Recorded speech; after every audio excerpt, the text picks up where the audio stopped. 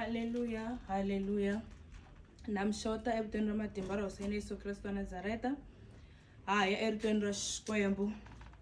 Hi ya tsundzuxana mhaka yin'wana ya kahle loko lembe ra sungula. Leyi kumaka ka Matthew 26 from verse 36. Leyi nge hi loko Yesu a ya ni vadyondzisi va yena exivandleni lexi vuriwaka Getsemani. Kutani a ku ka vona, tshamani kwala, ndza ha ya laya ndzi ya khongela. A famba na Petro ni vana lavambirhi va Zebediya. Kava loko a sungula ku khomiwa hi gome ni ku kanakana lokukulu. Kutani a ku ka vona, moya wa mina wu khomiwa hi gome lerikulu, gome ra ku fa. Salani kwala mi hi teka na mina. Kutani a ya kulenyana a wa hi mombo a ri karhi a khongela a ku, tatana, loko swi nga endleka xinwelo lexi a xi fambele kule na mina, ntsena ku nga endliwi ku rhandza ka mina kambe a ku endliwe ku rhandza ka wena. A tlhelela eka vadyondzisiwa a va kuma va etlele. A ku ka Petro, xana mi tsandzekile ku yini ku hi teka na mina hambi yi ri awara yin'we ntsena? Haleluya. So lani hi twa hi loko Yesu a ri kusuhana na ku vambiwa, loko a ri exivandleni xa Getsemani. A fambile ni vadyondzisiwa va yena, mara a tlhe a swi vona ku swi nga antswa a tlomula vanharhu exikarhi ka vadyondzisiwa va yena, ku nga Petro na vana vambirhi va Zebediya. Rito ra Xikwembu, loko a famba na vona a fika laha a va karhi va khongela koho, a khoma hi gome ra rifu. Kutani a ku ka vona, a ku salani kwala na ya le mahlweni nyana, salani mi hi teka na mina. Leswi vula swa ku salani mi ri karhi mi khongela na mina in one accord. Kutani rito ra Xikwembu ri ri a va siya a fika a endla xikhongelo xa yena. Loko a vuya a kuma va etlele. Swi endlekile ku fikela kanharhu a va kuma va etlele a ri karhi a va vutisa a ku, xana mi tsandzekile ha yini eku khongela na mina hambi ku ri awara yin'we ntsena? Leswi namuntlha ni lava ku ya ni ya dyondzisa hi mhaka yin'wana ya kahle, mhaka leyi yi hlamuselaka leswaku a hi swikhongelo hinkwaswo leswi i nga swi endlaku exikarhi ka ntshungu, a hi swikhongelo hinkwaswo leswi swi lavaka ti-prayer partner ta wena. Sometimes you need to take a step forward into the private place, u va na xikhongelo xa xihundla xa wena.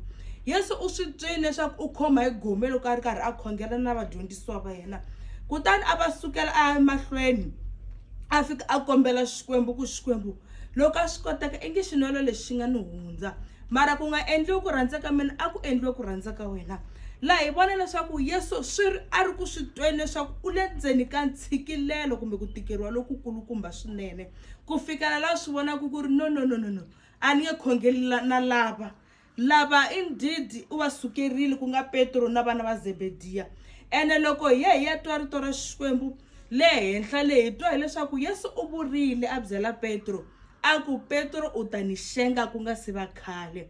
And indeed loko va ya ku khongeleni, Petro a nga ha swi kotanga eku khongela na hosi Yesu hi ndlela leyi a fanele a hi tekeni na yona hi yena. Leswi lava ku vula swa ku yini? Ha ri ka lembe ra 2026 hi na vanhu na swi tiva lava hi khongelaka na vo. We have prayer groups, we have people lava va nga hi surrounda, lava nga va tshemba hi swikhongelo. Mara swi koho swikhongelo swin'wana endzeni ka vutomi bya wena, swi lava wena u huma ka comfort zone ya wena, u ya wa hi mombo mahlweni ka Xikwembu in your secret place, u ya khongela u kombela tintswalo ka Xikwembu. A hi swikhongelo hinkwaswo swi lavaku vanhu, hi ku nga n'wi byela munhu ku ni khongerisa, mara loko a fika ndlwini a fika a rivala, a etlela a rivala ku khongelela, a dya swakudya a rivala ku hi teka na wena. Swi nga endleka u n'wi kombela munhu ka ku khongerisa, mara loko a fika ndzeni ka yindlu a fika a karhala a ku, ni fela yini hi ku a swi le ka mina. Ene i ntiyiso swi nga ri ka yena because a nga feel pain leyi i nga na yona endzeni ka wena.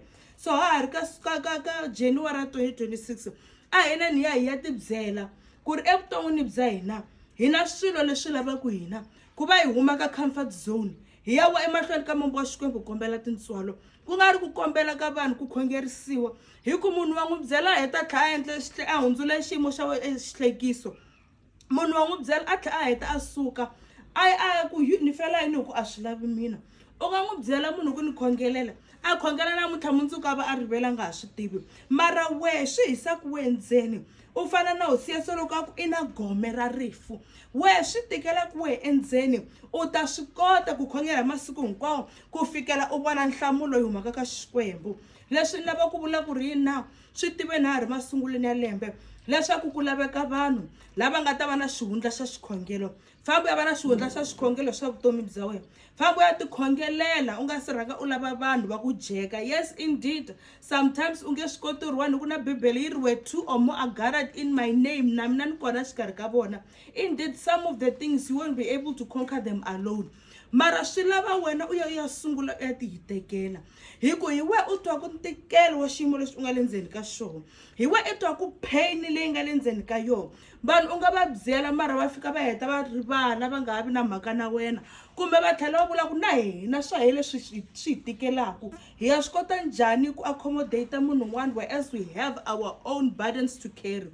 So loko ha sungula lembe, fambani hi ya sungula lembe hi ku tibyela ku ri swi lava ku va na xihundla xa mikhongelo. Muyimbeleri un'wanyana a ku exihundleni xa mikhongelo, ndzi vonana na Yesu.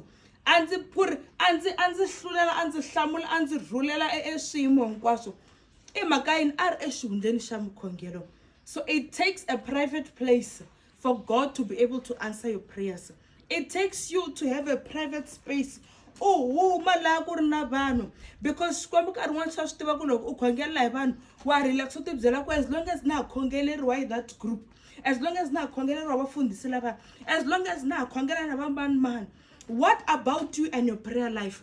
What about leswi we swi vulaka hi nomu wa wena? Swi lava u ya va na a private place where you pray, where you raise an altar regarding your situation. Oku Xikwembu na ha ri evukhongeleni bya mehe exihundleni xa xikhongelo ni dedicate xiyimo xo karhi ka wena.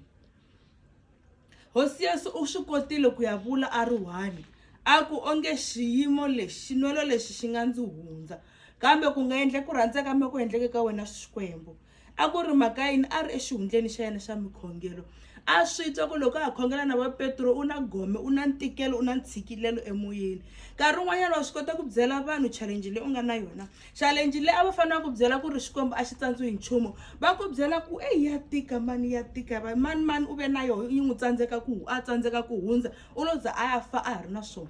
Vanhu va nga swi kota ku discourage, vanhu va nga swi kota ku byela ku ri u khongelela yini, van'wana va nga ku advise-ana ku va u huma tintswelweni ta Xikwembu u endla swin'wana. Swi tele leswi u nga byela ku vanhu hi ti-problem ta vona va ku endlisa swona swa ka swi nga fambi na tintswelo ta Xikwembu. Ku laveka vanhu lava yaka mahlweni ka Xikwembu va ya va na a private place, u ya vulavula timhaka ta wena Xikwembu xa wena lexi xi tivaka ku enta ka mbilu ya wena, lexi tivaka ku enta ka ti-challenge leti i nga na tona, lexi xi nga lo yimela ntsena ku va u pfula nomu ku va xi kota ku ku hlamula. Hi ku swin'wana swa swiyimo leswi mi hundzaka ka swona a swi lavi ku va u rhanga a tlhandlekiwa mavoko, swi lava wena u ya pfula nomu, swi lava ku hiteka ka wena ka le ndzeni, swi lava ku tiyimisela ka wena. Famba ya va na xihundla xa mikhongelo, famba u ya nghena fasting yeleyo, famba u ya byela Xikwembu ti-challenge ta wena, famba u ya khongela u xi byela Xikwembu. Hi ku munhu u nga n'wi byela mara a nge vi na nhlamulo ya swiyimo swa wena.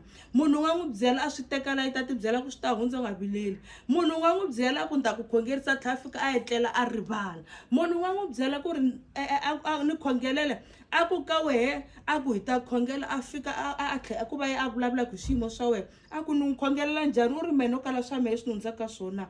So to avoid all that, famba u ya va na xihundla xa xikhongelo, famba u ya fana na Yesu u ya suka eka comfort zone, u ya yima eka ndhawu leyi u swi twaku ku ri loko ni ri ka yona matilo ya pfuleka, loko ni khongela Xikwembu xa ndzi twa, hi ku ni khongela hi ku hetiseka ka mehe, hi ku ni hiteka hi ku swi twisisa na ku swi lava swa le ndzeni ka mbilu ya mehe. A hi neni ya hiteka ka ha ri 2026, ha sungula lembe, a hi neni ya hiteka evuton'wini bya hina, a hi neni ya va na xihundla xa mikhongelo, a hi neni ya tiyimisela eka swikhongelo swa hina. Hi suka eka comfort zone, hi suka eku va hi lava vanhu ku va va hi khongerisa va hi veka kusuhana, hi suka ka ku va hi lava ku bambateriwa hi vanhu. A hi neni ya swi lava hi swi twisisa ku ri Xikwembu xi lava etimbilu ta hina, xi lava ku hetiseka ka hina, xi lava ku twa eku vulavula ka hina xona, because Xikwembu xa hina xa hi twa. A hi neni ya suka eka comfort zone hi ya into the private place and talk to our God about our lives. Hi vona ku ri Xikwembu eka lembe ra 2026 xi nga ka xi nga hi kombi tintswalo na.